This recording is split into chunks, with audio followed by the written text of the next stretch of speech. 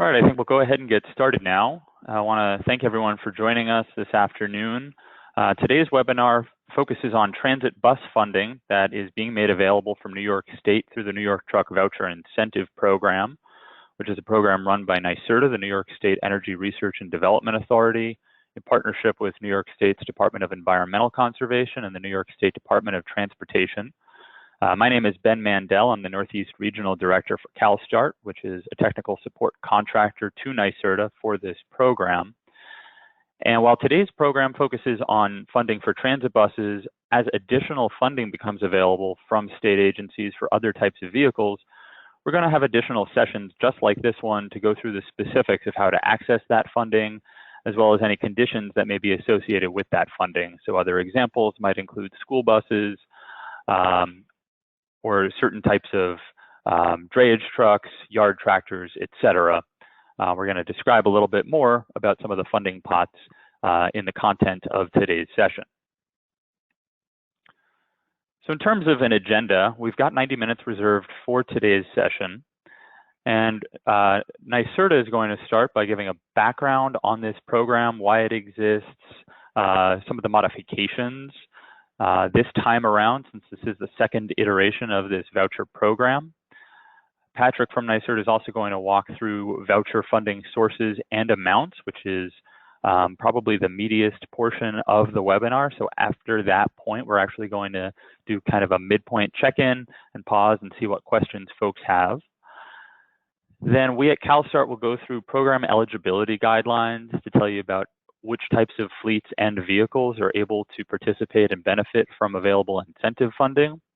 We'll also walk through the voucher process and mechanics so that you understand better how to participate in the program, regardless of how you interface with the funding. We'll introduce you to the Voucher Help Center, which is administered by our colleagues at the Center for Sustainable Energy, who will provide an overview of what services and resources they provide. And then we'll close with another round of discussion and availability for questions. So before we dive in, just a few ground rules. As you heard when you logged in all probability, this session is being recorded and will be posted in probably a few days' time to the program website, which we'll also walk through toward the end of this session. Here we've included the URL, and we'll be happy to distribute a PDF of these slides to participants as well. Now, I mentioned we have a few opportunities for participants to pose questions to the presenters. So there are two ways you can do that. You can access the questions box in the GoToWebinar pane on the right-hand side of your screen. You can type in a question there and choose whether you want it viewable to organizers only, which is to CalSTART and NYTVIP and CSE, as well as other state agencies that are participating. And we'll direct those to the relevant person to address each question as they come in. Or alternatively, you can indicate that you have a question by using the raise hand button in the attendee window. And we will do our best once we address the written questions to make sure anyone who has their hand virtually raised is able to be unmuted and to voice their question. So without further ado, I'm going to hand it over to Patrick Bolton, who handles this program from NYTVIP's side. Thanks, Ben. Next slide. So as Ben said, I'm Patrick Bolton. I'm a Senior Project Manager with NYTVIP in the Clean Transportation Program, and I'll be the main point of contact and the project manager for NYTVIP on this program. So to give a little background of why we're doing the program, information here that's probably no surprise to most of you. The vast majority of Class 3 to 8 trucks and buses currently operate on diesel fuel. Diesel emissions, including carbon dioxide, particulate matter, and nitrogen oxides, can be harmful to humans, and carbon dioxide can contribute to climate change. So New York is committed to meeting multiple clean energy goals for the state, including a 40% reduction in greenhouse gas emissions by 2030. And deploying electric and alternative fuel trucks and buses helps reduce these negative impacts of the fuels. And continuing to expand the program makes the deployment of trucks and buses more affordable and easier for fleets in New York State. Next slide. So what is the New York Truck Voucher Incentive Program? Well, the NYTVIP provides a point-of-sale discount to reduce the cost of battery electric bus technologies. But what we mean by point of sale is that we essentially will make payments to the bus manufacturer on behalf of the fleet, thereby reducing the cost of the bus to the fleet by 100% of the incentive amount that we provide. So battery electric technologies are cleaner, quieter, and can frequently cost less to operate. So there's some significant interest in operating these new technologies. And the program is really designed to bring together the vehicle manufacturers, the dealers, who we call contractors in our program, and fleets to get these cleaner trucks and buses on the road in New York. And the scrappage requirements of the program also ensure the removal of the oldest, dirtiest diesel engines from New York State roads. Next slide. So voucher history, as Ben had said earlier, this is the second iteration of the program. We originally went active from 2013 through mid-2018. And under the first round of the program, we had 60 fleets participating in the program and provided incentive funding for almost 600 vehicles total for about a $14.5 million New York State investment. Next slide. What's different in this round? Some of the highlights are, in this round, we're using multiple funding sources, which we'll go through in some detail, and coordinating those sources into one program can be a little bit of a challenge, but that's why we're here to help everybody through the process on this. We have higher maximum voucher amounts under this iteration, and projects may now be eligible outside of the 30 counties that were currently or recently in non-attainment with the National Ambient Air Quality Standards. Scrappage is a requirement for most projects, and we have a more streamlined online process through the NYSERDA website this go around, hopefully making the voucher application process and redemption process much simpler and easier. Let's go through who our team is. First, the program administrator is NYSERDA. We are operating the program with funding from both the New York State Department of Environmental Conservation and the New York State Department of Transportation. They're providing the funding for the program, and NYSERDA is administering it. We have a voucher help center that is staffed by the Center for Sustainable Energy. We have an outreach and lead technical support for the program is provided by CalSTART. And we have our reporting and analysis efforts are led by industrial economics. Next slide. Okay, next slide. All right. So what are the funding sources we currently have in the program? Well, funding source number one is congestion mitigation and air quality funding from New York State DOT. And that funding can be used for class 3 to 8 battery electric vehicles. And we have a total of $10 million available. The next funding sources all come from the Volkswagen settlement, but they're broken up into separate funding agreements and funding pots. And I'll go through that again in a little bit more detail. But funding source number 2 is for class 8 trucks at $3.6 million. Source number 3 is class 4 to 7 trucks at $4.8 million. And funding source 4, which is primarily what we're going to be talking about today, is class 4 to 8 electric transit buses only at $16.7 million. Next slide. So what is the Volkswagen settlement? Well, the funding originates from Appendix D of the NOx Mitigation Trust of the Volkswagen settlement with the U.S. Environmental Protection Agency. It's intended to help replace the oldest, dirtiest diesel engines that emit the greatest amounts of NOx. And DEC is working with NYSERDA to disperse the several funding categories through our New York Truck Voucher Incentive Program. Next slide. So the VW settlement funding is broken up into 10 separate funding pots. Today, we'll be talking about item number 2, the class 4 through 8 school bus, shuttle bus, and transit bus. Currently, the funding that we have available is strictly for transit buses, and DEC is in the process of allocating additional funding from item 2 to various entities around the state. We also currently have class or item number 6 and item number 1 are currently in the program as well.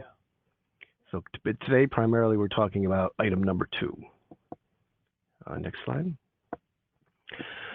So who are the eligible entities for the VW funding? Well, the VW funding is restricted to 18 transit entities in New York State. You can see the list there. And don't worry if you're not on that list, because there's still opportunities to get funding with some of our other funding sources within the program. But when we talk about VW funding for transit buses, it's strictly these 18 entities that are eligible to apply. I'll leave that up for another second so people get a chance to browse it a little bit. Okay, next slide. So the transit bus funding with a VW option. So the 18 entities that are listed are eligible for up to 100% of the incremental cost of the electric buses, and it cannot be combined with other funds for more than 100% of the incremental cost. And let me explain a little further what I mean by that. So let's say you have a CMAC grant of your own. You got money directly from New York State DOT to support a low emission bus project. The CMAC funds and the VW funds combined, that again, CMAC funds you got from DOT directly, not program CMAC funds. Those two funding sources combined cannot be more than 100% of the incremental cost. As an example, if you have a bus that has an incremental cost of $450,000, you could get $385,000 in VW funding from this program, and you could use $65,000 of your own CMAC money to get you to that 100% incremental cost.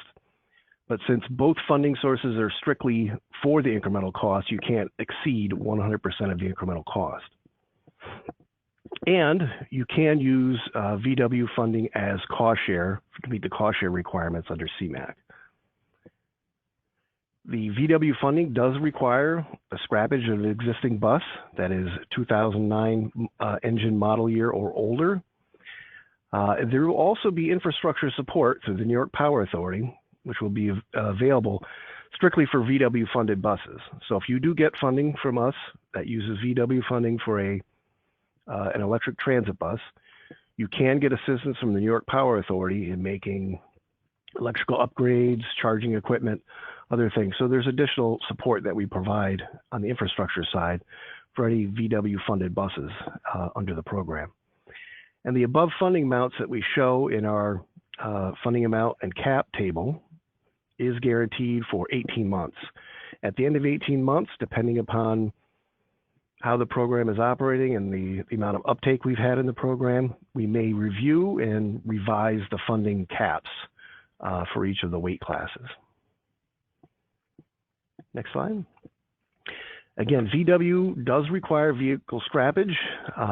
The goal obviously is to get the oldest, dirtiest diesel engines off the road and replace them with new electric buses, thereby providing very large emission reductions.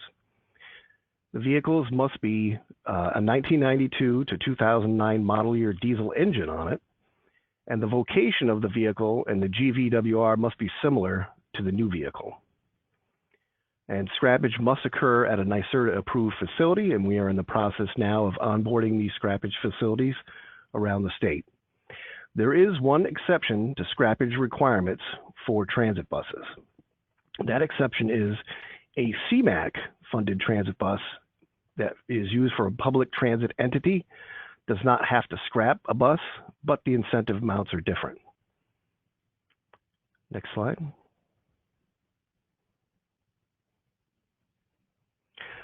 Okay, this is the definition of what we mean by scrapped. So essentially, you need to cut a 3-inch hole in the engine block and disable the chassis by cutting the frame rails completely in half.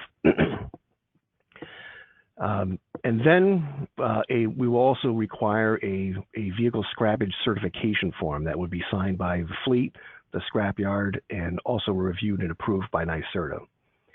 And as part of that scrappage process, we'll also need before photos of the vehicle before the scrappage occurred and after photos from when after the scrappage has taken place. Next slide.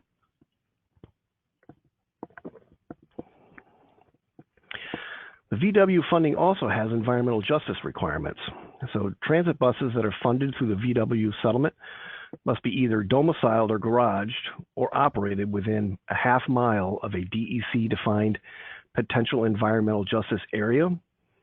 I think from earlier research that we had done, most of the entities that, or at least the larger transit entities in New York State, had depots that were within that half-mile radius of an environmental justice area. But if you want to check to see where if your depot is close to one of those areas, we do have a URL you can use on the DEC website to go to and check to see where those defined environmental justice areas are in New York State.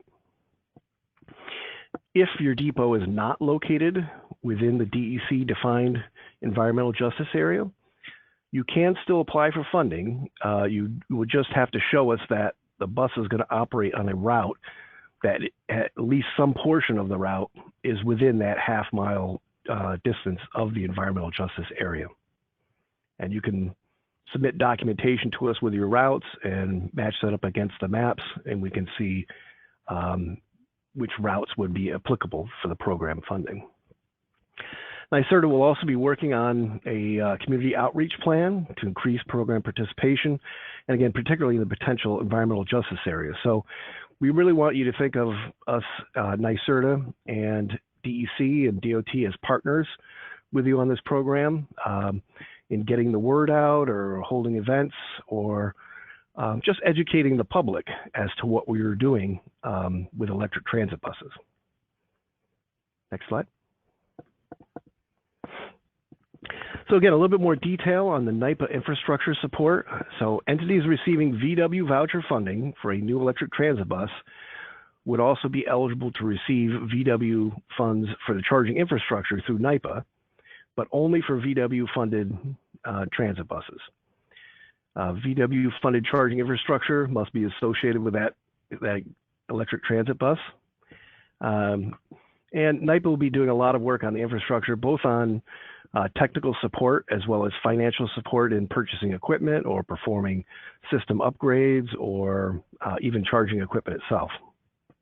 And we're very close, I'm told, in getting that contract executed between DEC and NYPA. And as soon as that contract is executed sometime, hopefully within weeks, we'll be able to provide a lot more detailed information on exactly what NYPA can do and how much money they have. Next slide. Again, our second source of funding that can be used for buses in the program is the Congestion Mitigation Air Quality, or CMAC funding. Again, these funds come from New York State DOT, and they originate with the Federal Highway Administration. So they come with a lot of rules and regulations that are governed by the Federal Highway Administration on what the funds can be used for, where they can be used for, and things like that. The Federal Highway Administration does have Buy America requirements, which this specific CMAC program has a waiver for. The waiver allows us to provide funding for Class 3 through 8 battery electric vehicles with final assembly done in the United States. The Buy America requirements are program-wide. They apply to whether your vehicle is going to end up using VW funds or whether it might use CMAC funds. It's applied across the board because there are many instances where we would want to use a portion of VW funding and a portion of CMAC funding to pay for specific types of vehicles. And it simplifies the entire process for both the fleet customers as well as NYSERDA and the program administrators.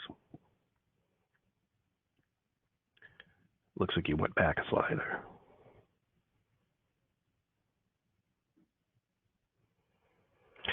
Okay, what are some of the restrictions of the CMAC? So the CMAC funding, again, is Class 3 through Class 8 battery electric trucks and buses, only located within a CMAC eligible county within New York State. There's 30 of the counties. You can see them in green on this map. And if you're located within one of those counties and you're a transit entity that wants to buy a bus, but you don't have a bus available to scrap, or you do not want to scrap a bus, you can get funding under the CMAC program, but the incentive levels are lower than they would be if you scrap a bus and take the VW funding. So here is the incentive schedule for CMAC. all the way from Class 3 at $60,000 up to Class 8 at $150,000 per bus. The CMAC program does not pay 100%, only 80% of the incremental cost. The other 20% under CMAC rules has to be made up of non-federal money. So you can't cost share CMAC with additional federal funds. But you can cost share CMAC with VW monies. Again, kind of going back to that example I had given earlier about the incremental cost being $450,000, you can use whatever portion of CMAC that you want in that 450 if you don't exceed 80%, and the other 20% could be made up of VW or vice versa. Access to these funds does not require scrappage of an existing vehicle for public transit agencies and transportation services that serve the public. So in other words, if you're a paratransit or you're providing like elder care, shuttle services, or things like that, you would not be required to scrap if you use the CMAC funding. If you operate on a fixed route, a good example of that might be like shuttle services on a university, then you would still have to scrap, whether you use CMAC funding or whether you used VW funding. Next slide. Okay, so we'll pause for a minute for questions, if any have come in. I know that it can get a little bit confusing because there's separate funding sources that we're melding into one program for simplicity on behalf of the end-use fleets and the dealers and the truck manufacturers themselves.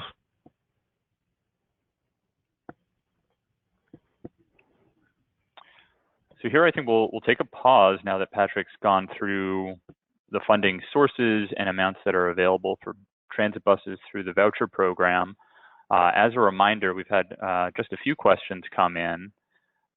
Feel free to address questions to the organizers using the questions box, or you can raise your hand virtually, and we'll be sure to call on you and work to get you unmuted.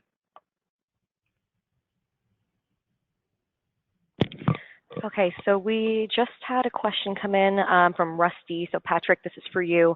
How is the base cost for a diesel vehicle, for a diesel bus determined?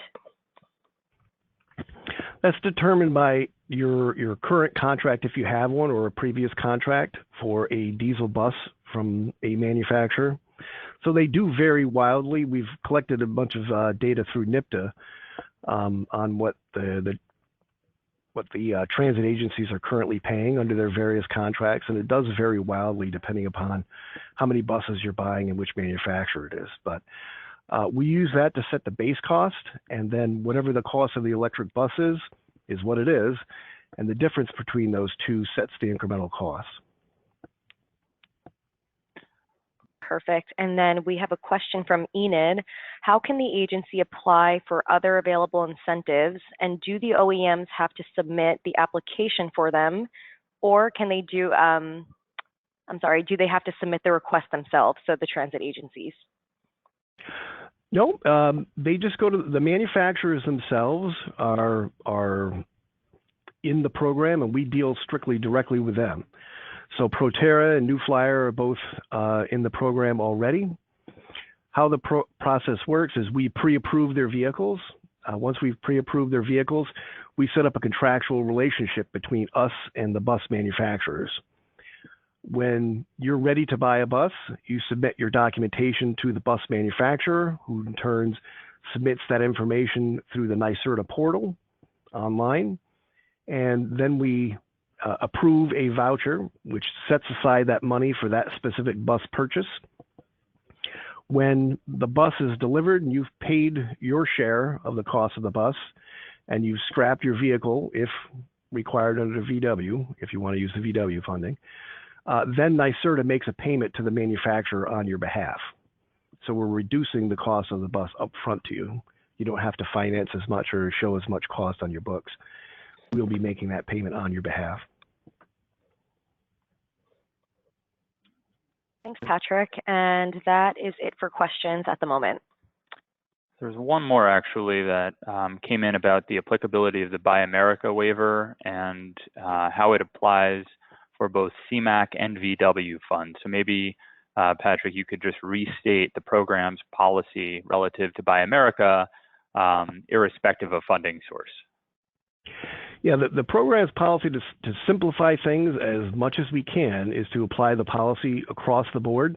It is also a policy of New York State to get as many of these older diesel trucks and buses off the road.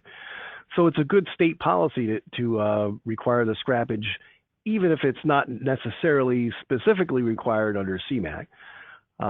So where we are today is we will require it for every entity except for a New York State public transit entity that utilizes CMAC funds. There they wouldn't have to do the scrappage.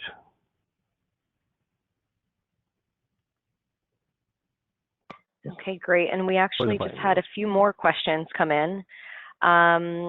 So we have, can we destroy the bus now? So can we scrap the bus now, or must we wait for delivery of the new vehicle? You can scrap they can scrap the bus anytime between voucher approval and vehicle delivery. But they have to wait at least until the vehicle is approved for scrappage. Great. And is our direct sales from OEMs applicable? Yes. The contractor in this case, or the entity that receives the incentive funds, is the entity that sells the bus. So if you buy directly from the manufacturer, that's fine, as long as they've applied to the program and been approved as a contractor. Or it could be, you could buy it from a local dealer as well if you wanted to. And the dealerships do not need to be located in New York. They can be anywhere in the United States. Okay, and that's a good segue into the next question. So we have a question from James. I've seen a valid business license requirement. Does that mean the business license has to be from New York? No, it does not have to be from New York, but they do have to have a valid business license. You can't buy the bus from your brother, but got unless, it. Of course, and your brother is a bus dealer. And we have another question from Greg. A Class 5 fuel cell delivery truck is currently being demonstrated in the Albany area. What type of incentive program should be applicable to this type of vehicle? It was a Class 5 fuel cell truck, is what they said? Delivery truck, yep. Yep. So Class 5 fuel cell trucks are eligible under the VW funding, so it would still require the scrappage, but it is open. It's treated exactly the same as a full battery electric truck. So all the same requirements and incentive levels would apply to that, but you could do a Class 5 fuel cell truck anywhere in New York State as long as you scrap a vehicle, and you would have to use the VW funding. Great. And now I have a question for Ben. This is from John. Is the long-range Nova Bus battery electric vehicle available via the New York Truck program? Yeah, so John, good afternoon. We saw that question come in. We would love to make sure we're working with Nova Bus to get that vehicle eligible. So I don't know if any of their representatives have been in touch with the Voucher Help Center for getting that exciting newly released bus eligible for voucher funding. Let's you and I touch base offline to make sure that we're working with those guys to get it eligible in the program. We're actually going to discuss a bit about the mechanics and who's responsible for requesting vehicle eligibility and how to do that in just a few moments. Thanks, Ben. And then Patrick, we have another question for you from Rusty. When will the list of NYSERDA approved scrappage locations be available? Hopefully pretty soon. We're in process of talking to the various scrap yards around the state and onboarding them into the program. To give an estimate, we hope to have a more complete list probably within maybe 6 weeks or so. That's kind of a guesstimate. Okay, great. We just had another question come in from John. This is for you, Patrick. Is a fuel cell transit bus, like fuel cell trucks, covered under the program? Yes. Fuel cell transit buses would be covered under the program, but they would have to utilize the VW funding, which means they have to be one of those 18 entities that we shown earlier, and they would have to scrap a bus.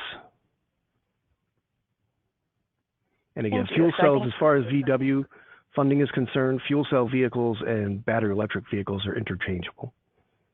They mean the same thing.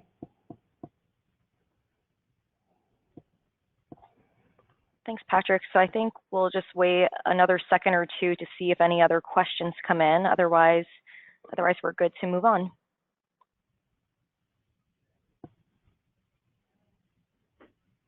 Okay, we actually did get one more. So Raymond is asking if he got the numbers right. There's $16.7 million available with a potential max payout from VW funding. If the maximum number of buses from Volkswagen is 43, if they're all weight class 8 vehicles.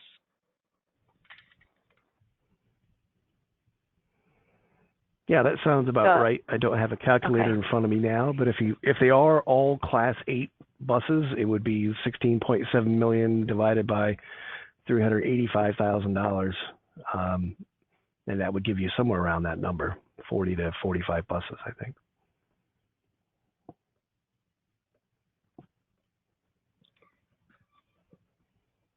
Thanks, Patrick. Okay, I think we are ready to move on to the next section, Ben.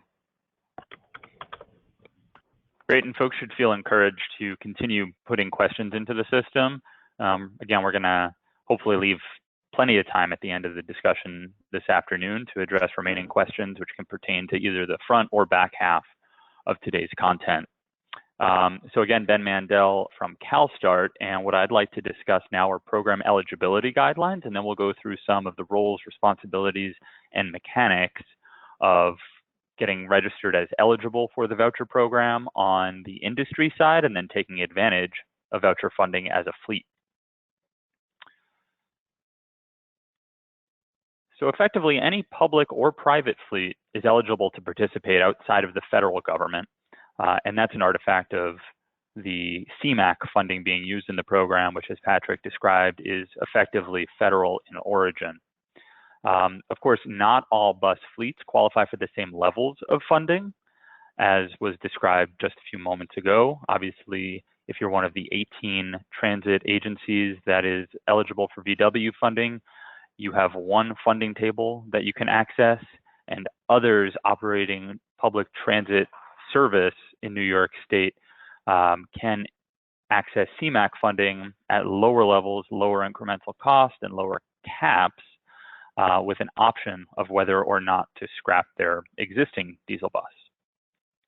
There are limits in the program to ensure that no single fleet monopolizes available funding. And specifically, funding is capped to 25% for any single fleet within a single funding pot. So for instance, whether that's item 4, so the new electric bus funding that's been made available, no single transit operator is able to access more than 25% of that funding that's become available. Likewise, this 25% cap applies program-wide. We want to ensure that the funding is being spread reasonably, equitably throughout the state. There's also an operational requirement. The program has a 5-year minimum in-service requirement so that New York State can ensure that the emissions reductions and air quality improvements that these vehicle replacements are instigating are in fact durable.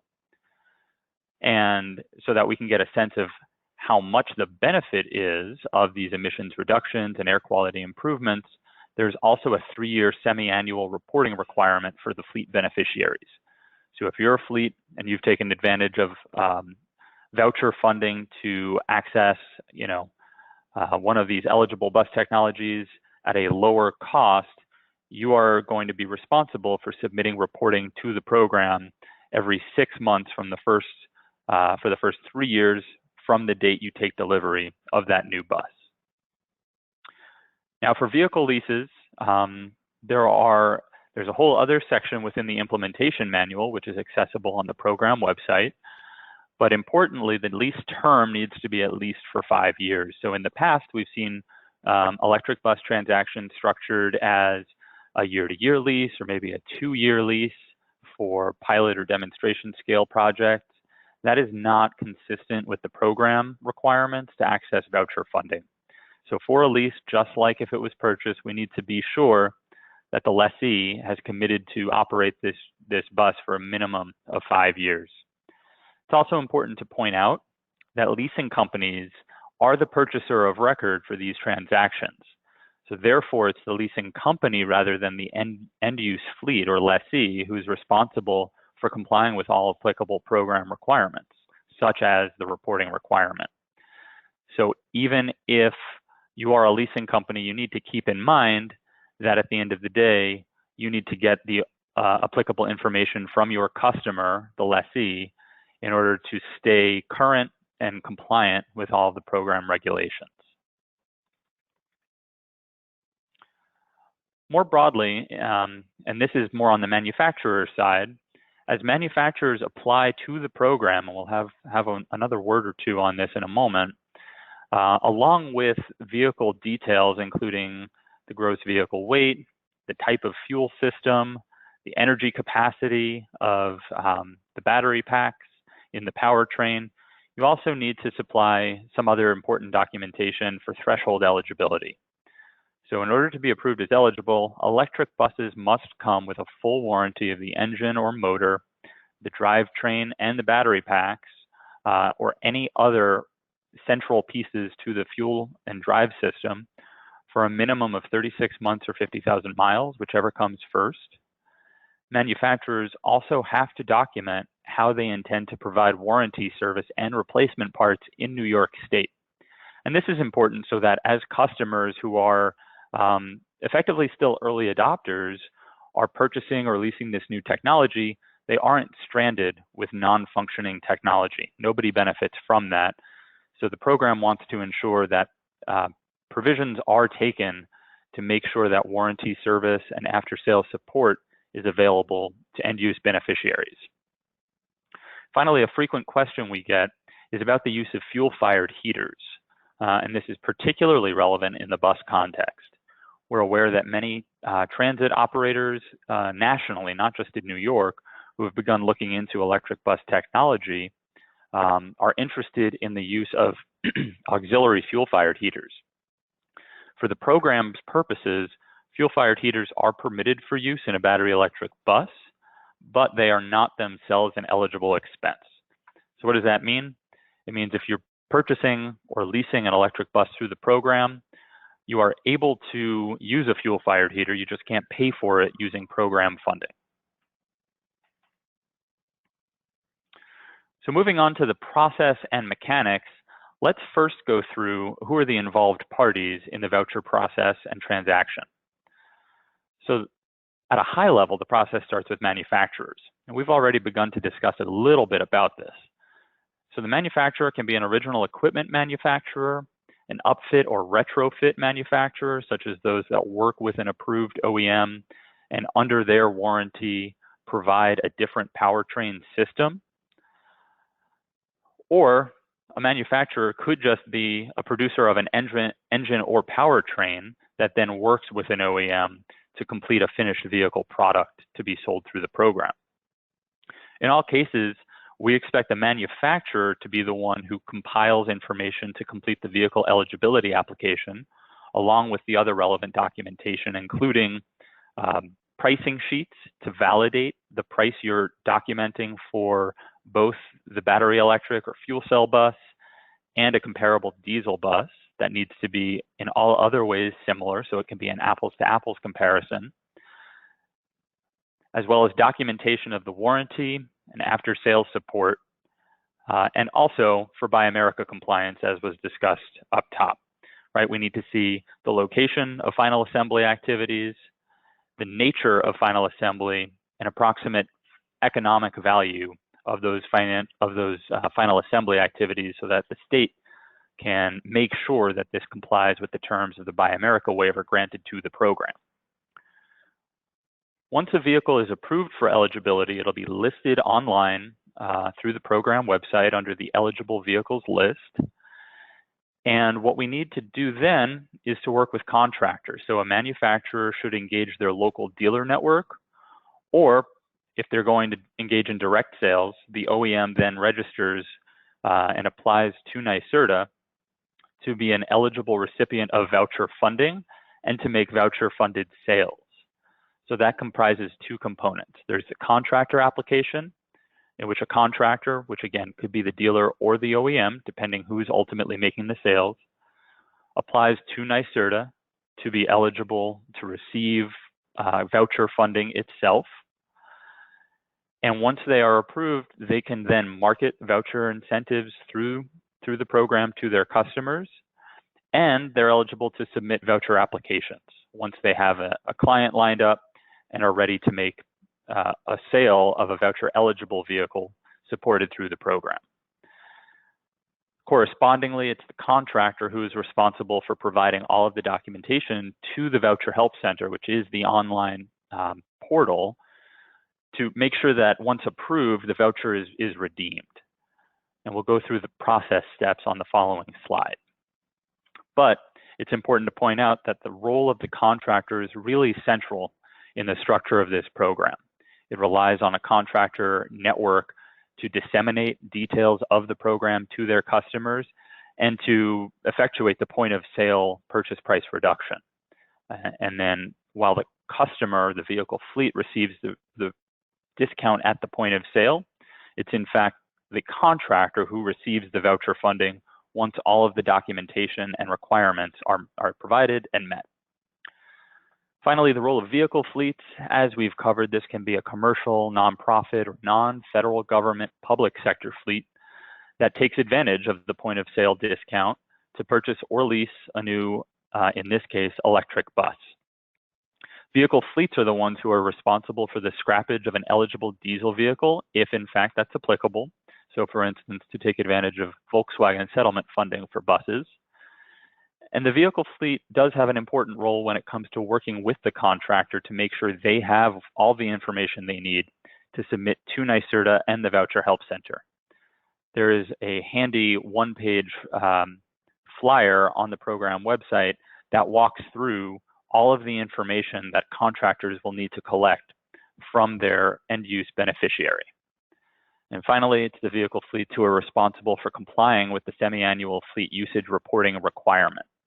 If they don't comply with that requirement, every 6 months once they take delivery of their new bus, they may be barred from future participation in the program or access to NYSERDA incentives. So to recap the process at a fairly high level, once an eligible or once a bus has already been approved for participation in the program and there is a contractor that's identified and that is approved to sell that bus, an interested transit fleet can initiate a purchase by looking up that bus that they're interested in and seeing which contractor is authorized to sell it. If applicable, at that time, it would also be appropriate for the fleet to identify a vehicle to correspond to submit for scrappage. But again, as Patrick mentioned up top, you don't want to initiate the scrappage before the voucher application has been approved.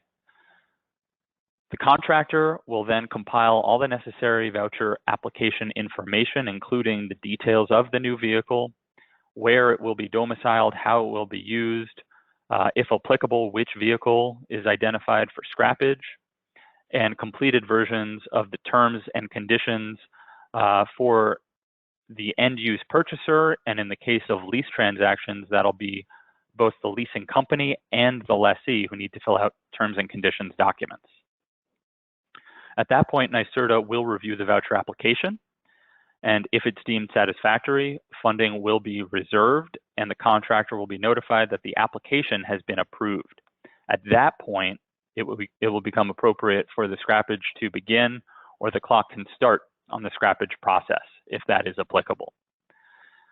Following that, There can be some lead time, of course, but at that point, the contractor can begin completing the redemption process. So documenting the final bill of sale, final purchase invoice and proof of payment, documenting delivery, and as applicable scrappage, and submitting all of that material to NYSERDA to complete the redemption sequence. At that point, NYSERDA will review redemption materials and issue payment if everything is in line. What we are saying as a guideline to help the coordination between the contractors and end-use fleets to aid in scrappage projects is that scrappage is required within 21 days of a fleet receiving the new vehicle. We recognize that there can be some operational continuity concerns with scrappage, and therefore, while you are eligible to scrap a vehicle effective from the time the voucher application is approved, you don't need to do it before you receive delivery of the new replacement bus. And you have about 3 weeks to go ahead and contact an eligible scrap facility that is convenient for you to access, or most convenient, and then to complete that eligible scrappage action.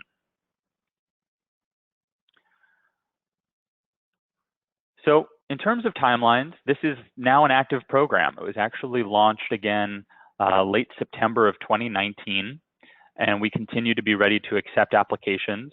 And this is applications for all components of the program.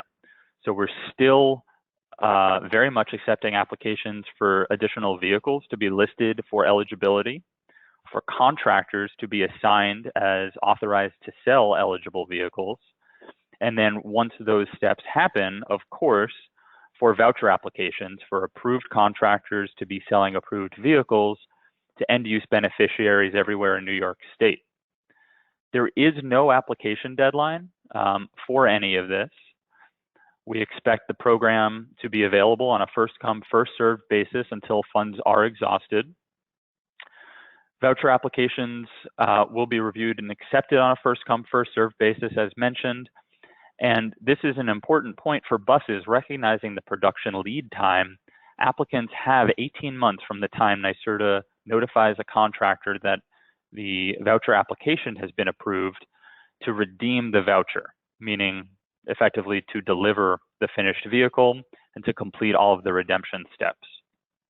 Now, in case that production timeline slips or there's some force majeure, applicants do have the opportunity to petition the program at any point during that 18-month period to receive a 6-month extension. And this allows a maximum total turnaround time from the time the application is approved until the time the funding is dispersed of 2 years or 24 months. Now, when you submit that petition for a 6-month extension, we'll need to see some documentation like a factory setting ticket to indicate that there is production in order, it's in the works, and the production schedule is aware of the funding timeline limitations that are at play here. So keep the questions coming in. We're going to break again in a moment to take those, but before we do that, I want to hand it off to Rachel Zook from the Center for Sustainable Energy to discuss with you all the Voucher Help Center. Rachel? Thank you, Ben. As Ben said, my name is Rachel Zook. I am a project manager with the Center for Sustainable Energy. We operate the Voucher Help Center, which means that we are here to answer any questions that you have and help guide you through the vehicle, contractor, and voucher application processes. If you have any questions about program requirements, vehicle eligibility, navigating the website, etc., please call or email us.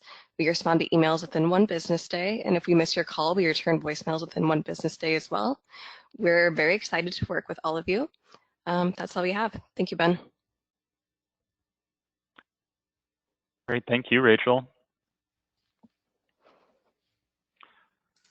All right, so we want to be sure that in addition to providing this session, we are also making our contact information available to all of you. So Rachel's just shared contact information for the Help Center, which is a very good first line of defense when it comes to getting any of your questions about mechanics or eligibility addressed. And of course, also to submit eligibility materials directly to the Help Center. In addition, you have contact information for both myself and for Patrick listed here. And we also wanted to quickly give a walkthrough of the program website just to help orient folks on where to find various resources that are available there. So here you should be able to see the New York Truck Voucher Incentive Program website. The eligible vehicles list is a live document, and you can find that in the How the Program Works section under eligible vehicles. This is going to link to an Excel file that is updated in real time as we get completed vehicle applications that have been approved by NYSERDA. So that will download a sheet, and that is a good way for us to be able to, in near real time, keep this list current.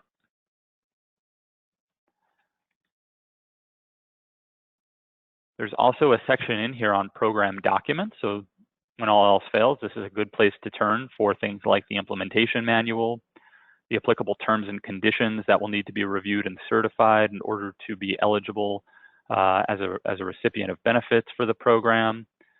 The most recent version of the vehicle eligibility application is available for download by manufacturers or their authorized representatives. And again, that is what is submitted directly to the Voucher Help Center. Other miscellaneous materials are available on this site. We keep it up to date as much as we can. There's a frequently asked questions component on the website as well, which ranges from the most general to pretty specific inquiries that we've received over time. And we'll also do our best after this session to huddle and figure out which of the questions that have been posed today need to be represented and kind of memorialized on the FAQs page on the website. We also have earlier training modules that are specific to manufacturers and then for contractors separately. So for manufacturers, there is a list on a page rather on eligibility. So this covers eligible vehicle technologies, and then a specific subpage that contains a link to a prior webinar we did back over the summer, even before the program relaunched, to orient manufacturers about how to participate in the program, what vehicle types are eligible, and how to submit those vehicles for eligibility to the program. Likewise, for vehicle dealers, which in the program parlance are referred to as contractors, we have similar orientation materials, including steps to becoming eligible to receive NYSERDA funding as a contractor, and likewise training materials from a few sessions we conducted back in August on both how to apply for contractor status, and then once approved as a NYSERDA contractor, how to apply for voucher funding on behalf of your customers. So these are webinar recordings that you have access to, just like we'll be posting this recording in the next few days. If anyone else has a particular feature of the website they're interested in having us demonstrate, feel free to put that into the questions box, and we'll be happy to do so. But for the meanwhile, we're going to return to the slides, and we will tee it up for any other questions that have come in. Thanks, Ben. So we have a question from James for Patrick. If you already know production will be between 18 to 24 months, can you apply for the 6-month permit, 6-month extension at the beginning of the application process?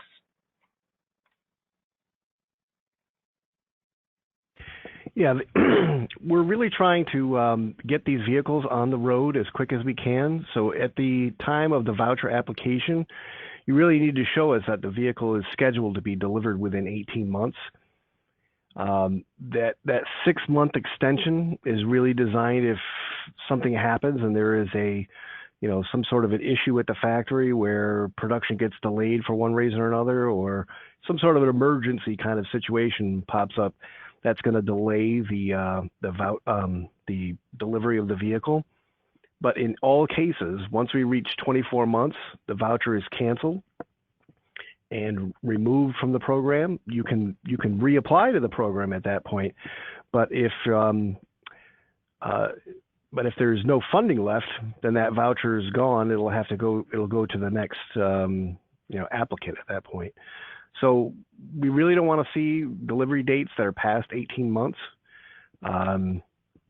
because we really would like to move this money and get it out there and get these vehicles on the road as quick as we can. We do have, some timelines and, restrictions on how long we actually get to keep the money. So we really don't want to see something that has a delivery date close to that 24 months, because if you have any issues, your voucher will automatically be canceled.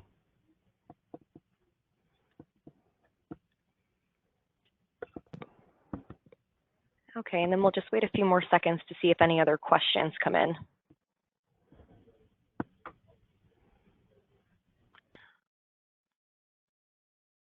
It also looks like we've been addressing some of these questions in writing, but it could be useful for us to verbalize some of those responses in case those questions are shared by others.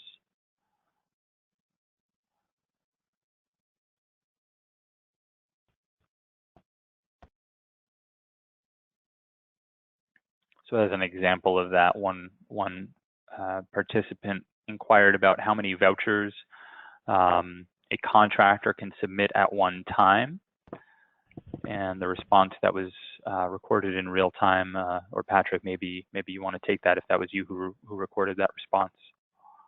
Sure. Any entity can apply for as many vouchers at any time they want to. There are some restrictions, though. No one entity can get more than 25% of the available money in any of those specific funding pots. So in the transit pot alone, where there's 16.7 million, you really can't get more than $4,185,000, something like that. For each entity, cannot get more than that within each funding pot.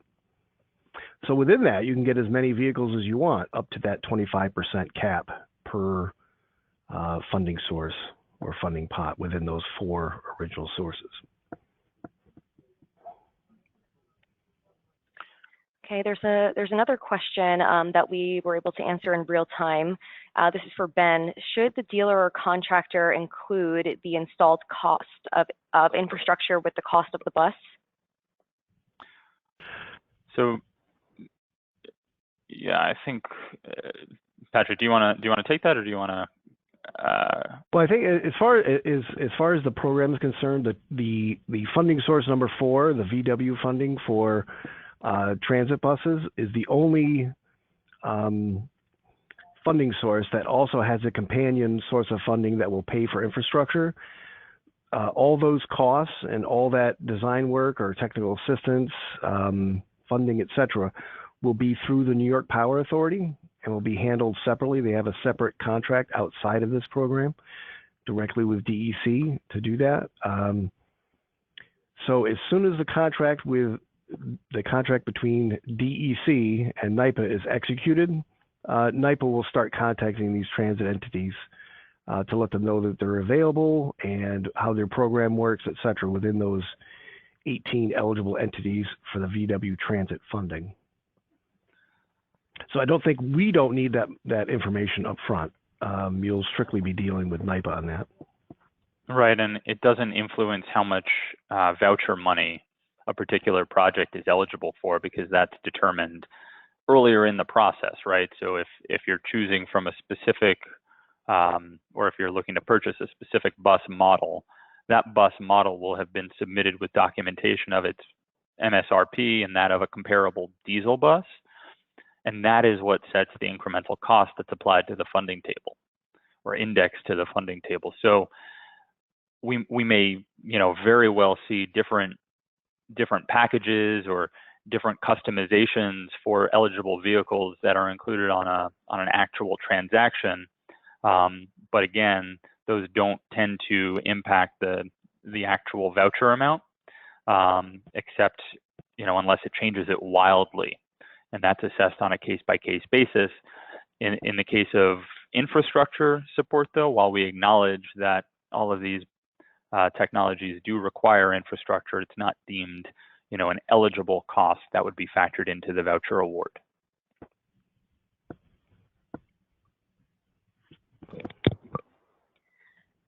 And Patrick, we have another question for you. How long until the next round of funding is available after the current 18th month program expires? Yeah, so the funding that we have for the program are special allocations. So they're not state appropriated funds. They are special allocations that come to, well, on the case of CMAC, those monies come from Federal Highway to New York State DOT for these kinds of purposes. And they're allocated by DOT, not on an annual basis, but I think at least a semi or biannual basis anyway. The funding from VW is from a settlement agreement. That only happens once unless somebody goes out and does the same thing incorrectly and gets sued by the federal government. So without additional appropriations, when the funding's gone, the program ends. We don't have a funding stream either through the legislature or through other sources that provide us, annual appropriations to increase the funding. It's strictly coming from two one-time funding sources, more or less. Thank you. And question from Richard, do eligible buses require an Altoona report or certificate?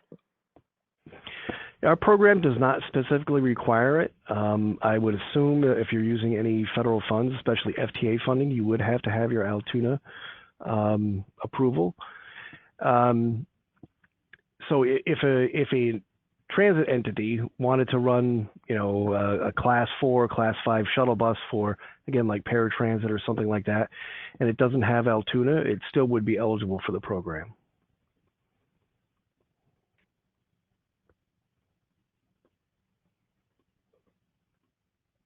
Thank you. And then we'll just wait another few seconds for more questions.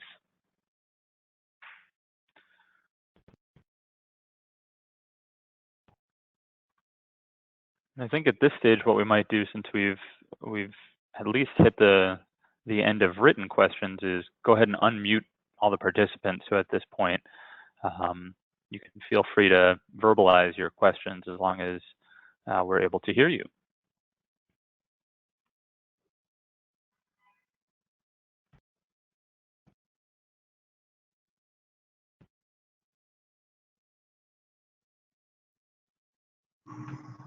So one just came in.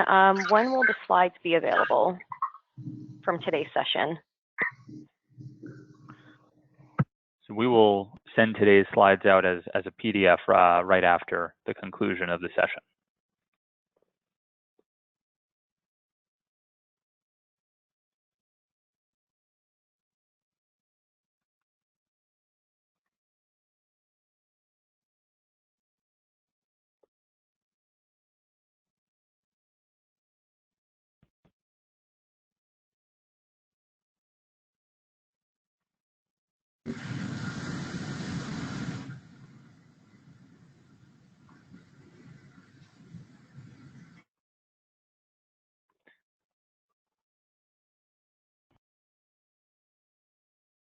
Yeah, we will make a recording available. So the question was, will a recording be made available?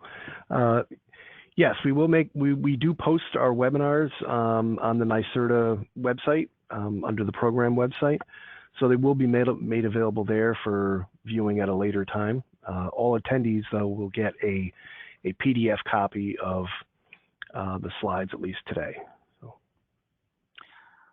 And I do apologize. We were trying to unmute all the participants, but sometimes that's easier said than done. What I would encourage folks to do if they just want to engage with us verbally, ask a question, is to use the raise hand feature, so that way we can unmute just you. That might be more viable than trying to unmute the entire audience, which doesn't seem to be working.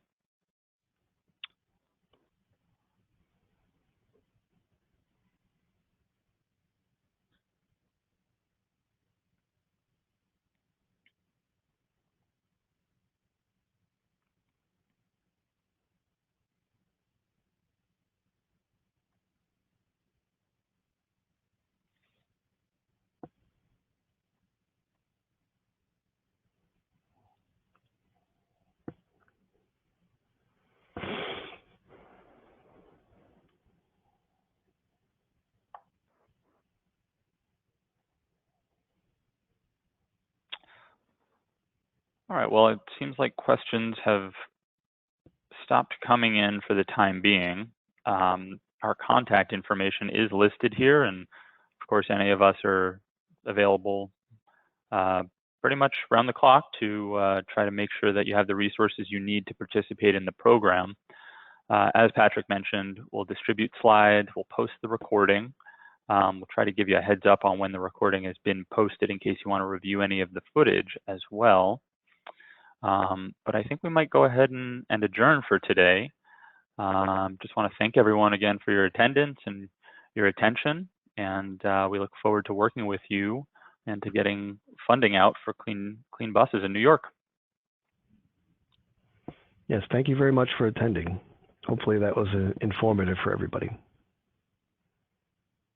We're aware it can be complex, so do feel free to reach out with any additional questions.